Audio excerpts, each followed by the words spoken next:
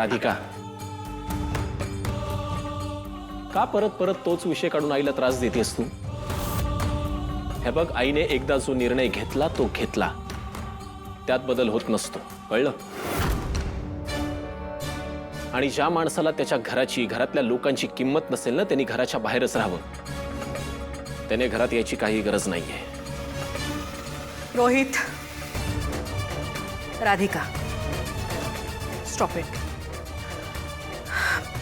Please हा विषय थांबवा.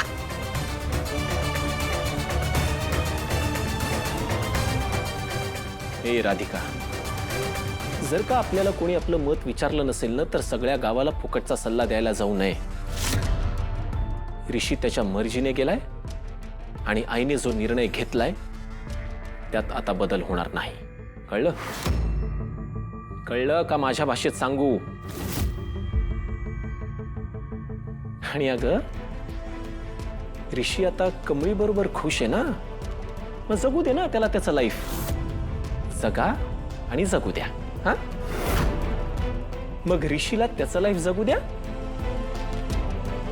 आणि मला माझं जगू द्या.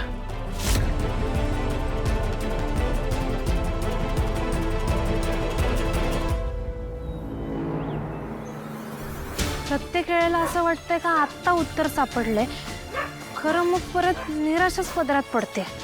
असं का होतंय? हे असं नाही आहे कमळी. पोस्ट ऑफिसमध्ये जाऊन एक तर कळलं की आपण करेक्ट गावात आलोय. फक्त आपल्याला जी उत्तरं हवी आहेत ती त्या कागदात नाही, इथल्या माणसात मिळते. चौकशी करूया, सापडेल काही ना काही.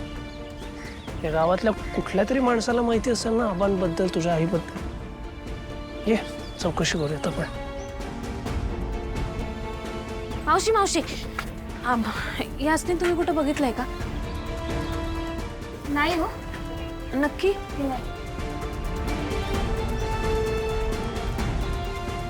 सर, मावशी, तुम्ही यासने बघितलंय का कुठं? नाही का बघा.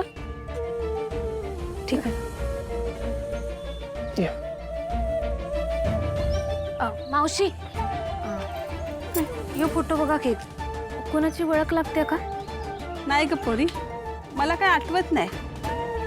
मला वाटतं तुम्ही चुकीच्या गावात आलात. मला बी असंच वाटतंय का आपण चुकीच्याच गावात आलोय. कमळी, होप्स नको सोडू तू. चल.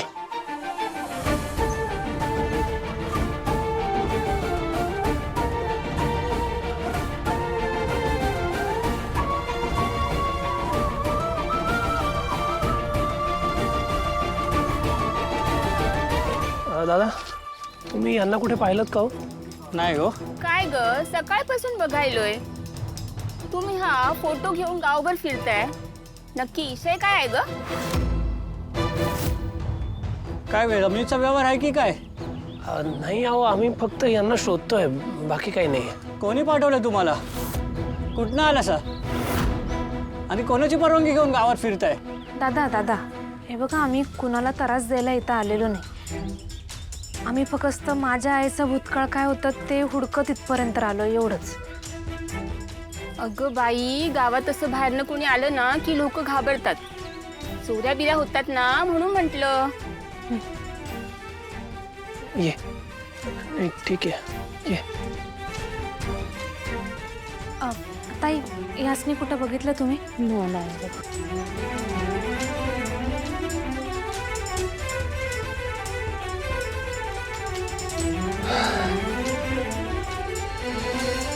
अख्खं गाव हुडकून झालं तरी बी काय सापडलेलं नाही.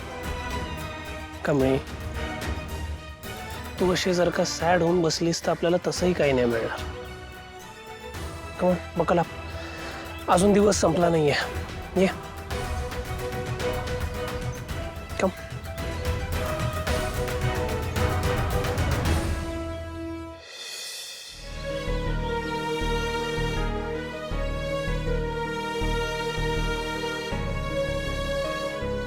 राजन, 18-19 वर्षांपूर्वी आपण इथे ते प्रोजेक्ट सुरू केलं होतं. आज ही जागा बघून कसं तरीच वाटलं रे. केवढ्या अपेक्षेने आपण काम सुरू केलं होतं ना. पण ते पूर्ण झालंच नाही. आई पण त्यात आपली काहीच चूक नव्हती. इन्व्हेस्टर्सनी त्यांचा शब्द बदलला, नाहीतर काम पूर्ण झालंच असतं. खरं आहे, पण हे प्रोजेक्ट पूर्ण झालं असतं ना तर या गावातल्या कितीतरी लोकांना काम मिळालं असतं, त्यांचं भलं झालं असतं.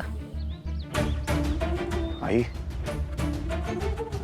या गावात आल्यामुळे माझं संपूर्ण आयुष्य बदलून गेलं का?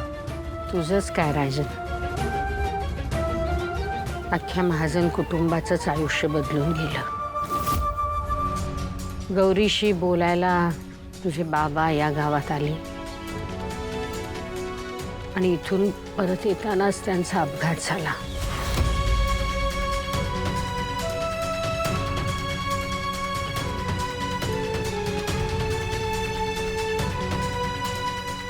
चल आई, मला मुंबईला जाण्याच्या आधी एका ठिकाणी जायचंय.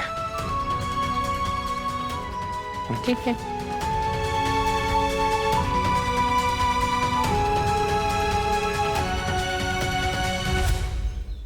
ह्यासनी बघितलंय का तुम्ही तिथं? नीट बघा की. पुढे विचार देते.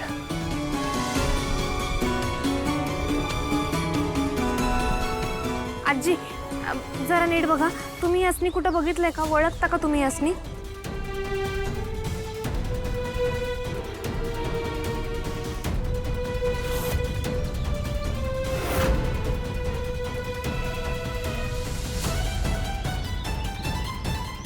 ही पोरगी आता तरी सुखात आहे का?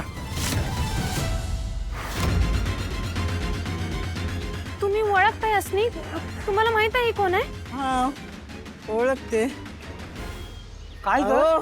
काय बघते? अहो, ओळखलंच नाही हिला.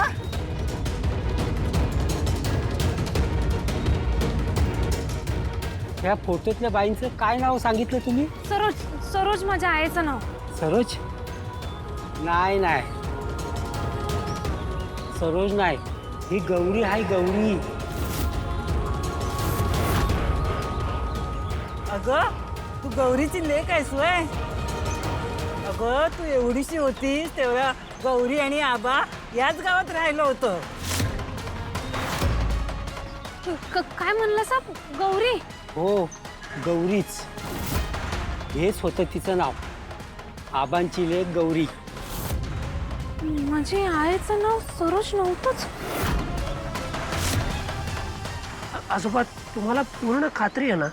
हवं तर परत फोटो बघा एकदा. नक्की म्हणजे खात्रीच की. अहो, आबा माझे खास मित्र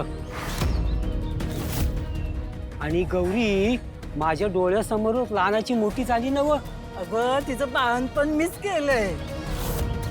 आजी आजोबा मला सांगा, त्यांचं घर कुठे? माझी आई आबा कुठे राहत होतं सांगा की, मला जायचंय तिथं. त्यांचं घर इथून सरळ जायचं, तिथं मोठं वडाचं झाड लागेल. डाव्या साईडला वळलं की त्याच लाईन मध्ये शेवटचं घर म्हणजे ते आबांचं घर बघा.